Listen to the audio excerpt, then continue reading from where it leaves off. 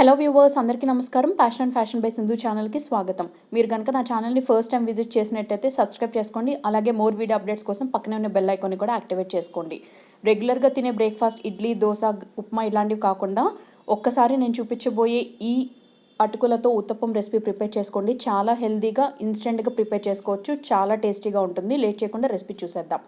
First ఒక mixing బౌల్లోకి 1 full bowl of అటుకులు తీసుకున్నానండి. ఈ అటుకుల్ని తగినన్ని వాటర్ పోసి 2 సార్లు శుభ్రంగా కడుక్కుని అటుకుల్లో ఉన్న ఎక్సెస్ వాటర్ మొత్తం వంపేసేయాలండి.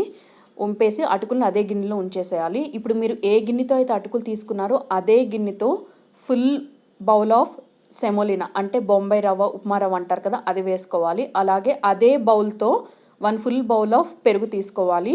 ఈ పెరుగు అనేది బాగా గట్టిగా ఉండాల్సిన అవసరం ఏమీ లేదండి, కొంచెం సెమితిక్గా ఉన్నా సరిపోతుంది. సో ఇప్పుడు మనం తీసుకున్నటువంటి అటుకులు, బొంబాయి రవ్వ, అలాగే పెరుగు 3 కూడా సేమ్ రేషియో, ఒకే బౌల్ అనేది యూస్ చేయాలి 3 ఇంగ్రీడియంట్స్ మెజర్మెంట్ కోసం. రేషియో వచ్చేసి 1:1:1.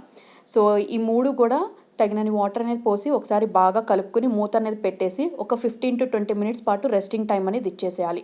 పావుగంట తర్వాత మనం లిడ్ అనేది ఓపెన్ చేసి చూస్తే అటుకులు, రవ్వ రెండు కూడా మనం తీసుకున్న పెరుగులో బాగా నానిపోయి ఉంటాయండి. ఇప్పుడు ఈ మిశ్రమాన్ని మనం ఒక మిక్సీ జార్కి యాడ్ చేసి తగినన్ని వాటర్ అనేది పోస్తూ స్మూత్ పేస్ట్ లాగా వచ్చేలాగా మనం గ్రైండ్ చేసుకోవాలి. మనకి పిండి అనేది బాగా పల్చగా దోసల పిండిలా ఉండకూడదు, అలా అని బాగా గట్టిగా కూడా ఉండకూడదు. ఈ వీడియో క్లిప్లో చూపిస్తున్నట్టు ఈ కన్సిస్టెన్సీలో ఉంటే సరిపోతుంది. మనం దోశలకు ప్రిపేర్ చేసుకున్నట్టు బాగా జారుడుగా ప్రిపేర్ చేస్తే మనకి రెసిపీ అనేది కుదరదండి. సో అందుకని కొంచెం సెమీతిక్గా ఉండేటట్టు చూసుకోండి.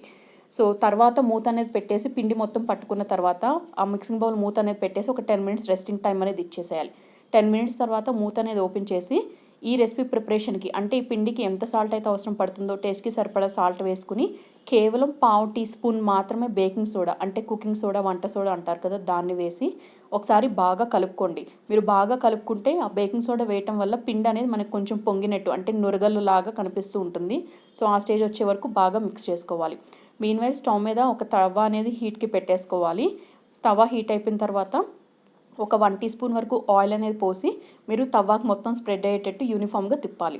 సో ఆయిల్ మొత్తం కోట్ చేసేసిన తర్వాత మనం ప్రిపేర్ చేసుకున్నటువంటి ఈ ఉత్తప్పం పిండి నుంచి కేవలం ఒక గరిటె పిండి 1 to 1.5 గరిటె పిండి తీసుకుని దాని మీద జెంటిల్గా అలా డ్రాప్ చేసి వదిలేయాలి. మనం దోశకు స్ప్రెడ్ చేసినట్టు మనం రొటేట్ చేసి స్ప్రెడ్ చేయకూడదండి. జస్ట్ సెంటర్లో మాత్రమే ఒక గరిటె పిండి తీసుకుని వేసేసి దీని మీద సన్నగా తరిగి పెట్టుకున్నటువంటి ఉల్లిపాయ ముక్కలు, అలాగే బాగా సన్నగా కట్ చేసుకున్నటువంటి పచ్చిమిర్చి ముక్కలు, కట్ చేసి పెట్టుకున్నటువంటి కరివేపాకు అనేది వేశాను. మీకు ఇష్టం ఉంటే ఇందులో బాగా సన్నగా తురుముకున్నటువంటి క్యారెట్ వేసుకుని మరింత టేస్ట్ కోసం కట్ చేసి పెట్టుకున్నటువంటి కొత్తిమీర కూడా వేసుకోవచ్చు. సో మనం లో టు మీడియం ఫ్లేమ్లో ఈ ఊతప్పం అనేది 1 సైడ్ కుక్ చేసుకోవాలండి. ఒక సైడ్ లైట్ బ్రౌన్ కలర్ అయ్యాక అదర్ సైడ్కి తిప్పుకుని ఒకసారి మీరు యూజ్ చేస్తున్న గెరెట్తో బాగా ప్రెస్ చేయండి. దానివల్ల ఉల్లిపాయలు, మిర్చి, కరివేపాకు అనేది ఊతప్పం కంటుకుని విడిపోకుండా ఉంటాయి.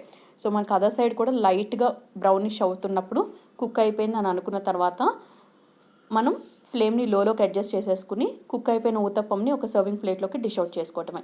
సో నేను రిమైనింగ్ పిండి అంతటితో కూడా ఇదే ప్రాసెస్ అనేది కంటిన్యూ చేశానండి. మనకి ఈ రెసిపీ ప్రిపరేషన్కి ఎక్కువ ఆయిల్ అనేది అవసరం పడదు. చాలా స్పాంజీగా, చాలా సాఫ్ట్గా ఉంటాయి. ఆల్మోస్ట్ మన సెట్ దోశ ఉన్నట్టే ఉంటాయి. టేస్ట్ అనేది చాలా చాలా బాగుంటాయి, వేడివేడిగా తీసుకున్నా చల్లగా తీసుకున్నా. సో తప్పకుండా అందరూ ట్రై చేయండి. ట్రై చేసి మీకు ఎలా కుదిరిందో మర్చిపోకుండా మీ ఫీడ్బ్యాక్ని నాతో షేర్ చేసుకోండి. ఈ రెసిపీ నచ్చితే మర్చిపోకుండా ఈ వీడియోకి ఒక లైక్ ఇచ్చి మీ ఫ్రెండ్స్ అండ్ రిలేటివ్స్తో షేర్ చేయండి. Thank you all very much for